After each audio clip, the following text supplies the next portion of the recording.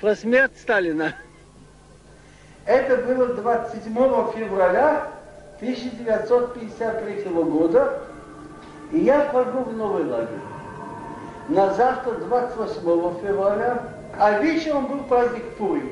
Пурим — это праздник, как был приказ убить всех евреев в Персии. И потом перевернулось, это все отменилось. Я собрал примерно 15 евреев, было в лагере. На меня нападает один из евреев заключенный, Азик Миронович. И говорит: слушай, Исаак, ты рассказываешь то, что было там 2000 с чем-то лет назад, 2300, 200, а ты мне скажи, где Всевышний сегодня? 6 миллионов уже детей убил.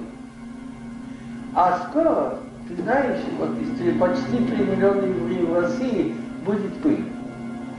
Ты знаешь, что построены бараки и готовится выселение?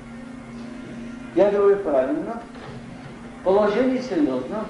Но я уверен, что Всевышний спасет. Он говорит: как он спасет? Это запланировал же Сталин. А я вижу всю жизнь, все, что он планирует, он у него получается. Колхозы он хотел сделать. Так погибло около 3 миллионов от голода. Потом войну выиграл, крепкий татар переселил, все получилось. Я говорю: со всеми дайте времени нет. А почему? Я говорю: написано: «Гиней ло янум ло ишам шемер Исраил». Не дремлет и не спит охранник Израиля. Если 6 миллионов были назначены на смерть, так мы уже на жизнь. Мы все это переживем. Но если это Сталин, он здоров, он представлял себе. Я говорю: он не больше, чем басар вадам. Басар вадам значит кровь с мясом. Значит, человек называется кровь с мясом. Пока кровь идет, он жив. Мы не знаем, что с любым из нас будет через полчаса.